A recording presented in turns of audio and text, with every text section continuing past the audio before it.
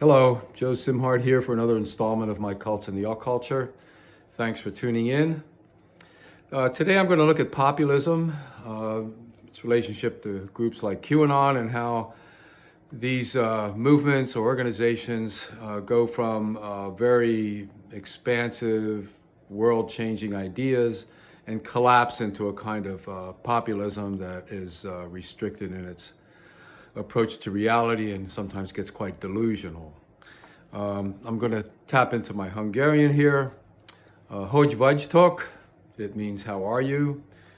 I have my Hungarian mug, Mudi Magyar, and Happy Hungarian on the other side. So here's to everybody. I'm going to be referring a bit to a book by Krisztina Fehervary, who I knew in Santa Fe. She's a professor now. Her father, who I knew and who hired me to do life drawing classes at St. John's College for 3 years, Istvan Fehervary, he was employed there from 1969 up until 1989 as the activities director at St. John's College. And he wrote this book, The Long Road to Revolution, the Hungarian Gulag from 1945 to 1956. It was published around 1984, around 1989. So, and I was pleased to have done a few illustrations for the book. Here's one of a camp, one of the prison camps that I did, that he was incarcerated in during the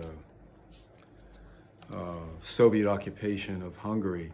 He escaped in 1956-57, quite a dramatic escape, literally running across the border, holding a child, holding its mouth shut so it wouldn't make any noise, otherwise they'd get shot. In any case, I got to know his daughter, Krisztina, who I said later became a professor, and she wrote this book, Politics in Color and Concrete, Socialist Materialities and the Middle Class in Hungary. And this came out in 2013.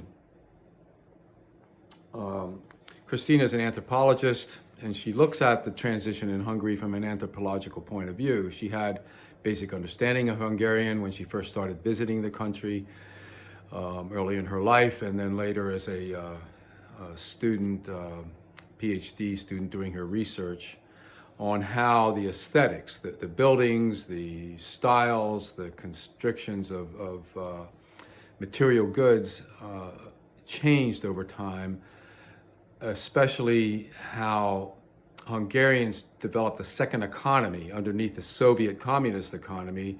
There was this kind of shadow, well, it wasn't so much shadow, the communists knew what was going on, but they allowed it to go on because people needed some way to make money. They couldn't under the communist system in most cases. So the second economy eventually broke through in the late 1980s. In the 1990s, it flourished somewhat under the new democratic form of government that Hungary emerged into, as much as the Eastern Bloc did after the collapse of the Soviet system in 1989. What I want to focus on here in a chapter about organicist, modern and supernatural organicism, complicated term, but basically from the constricted Bauhaus block-like buildings and interiors that were very gray and systematic or the sameness throughout the country, there emerged this organistic movement to make things more round, colorful, personal, all those things we attribute to Western expressive democracies, that people can do personal things. They can decorate, they can build as they wish, and so forth. So she says something here that in the 1994 elections there, the nationalist MDF party was ousted for its dismal handling of the system change, and the Reformed Socialist Party was elected or restored to power depending on one's perspective.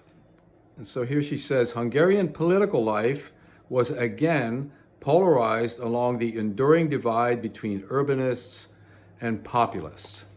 All right, so urbanists and populists. If we come to the United States, we see this tension here.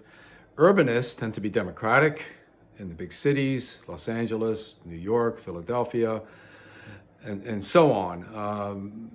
And the populists, the people that want to get government out of their lives and be more tax-free, more freedom of religion, and less mixing of the races and all of that, live in the country and live in areas that aren't quite as cityfied in general. So there's this continual tension in all nations, including Hungary throughout time, between the populists and the urbanists. So the tension is normal, it's natural, this is the way people behave. Cities need more government services, so they vote that way and they demand that.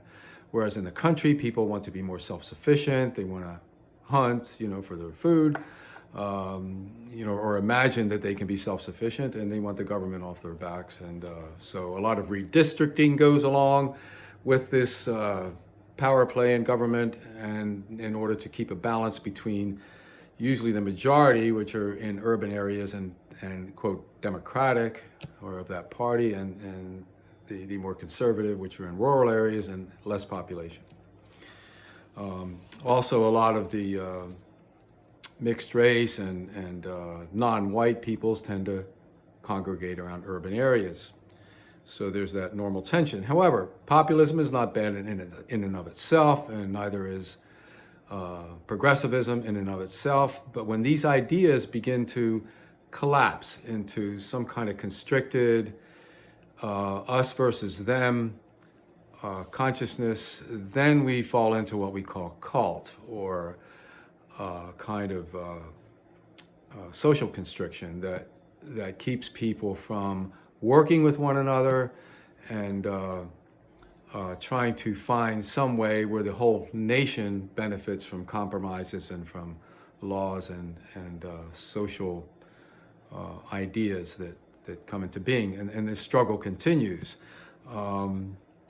The tension we see today around a lot of countries has a lot to do with this populism, nationalism, the sense of identity, which we tend to get not from the cities, but from the country. We have the cowboy, we have the Russian Cossack, we have all these images of what we consider essential American or whatever nation. It's more a folk tradition that we turn to. Whereas in the cities, they're more eclectic, there's more blending going on, even though there's segments of cities which are ethnic neighborhoods. There's a lot of mixing in cities because of the business and all of that going on. But again, the problem comes in not so much in populism, but when it becomes constricted and more delusional, as QAnon has. It began as a populist movement online and had a lot of energy. Even people coming in from the left, like Bernie supporters, became QAnon supporters. And we had the natural conservative ones, the gun rights people and all of that, also migrating into this crazy system that we see as QAnon. It's still going on today. It's August in 2021, taking on some new forms. Still hoping to bring Trump into the presidency somehow. Seems like they're waiting until 2024 because nothing happened in August, which was predicted to be the date. In any case, so it's good to remember that, even back in Hungary, we had this tension coming up between the populists and the urbanites, and the cultic aspects of all that kind of movement that can collapse when people fall into them. So I'm going to leave it at that. It's just a little insight into populism and urban life. Thank you.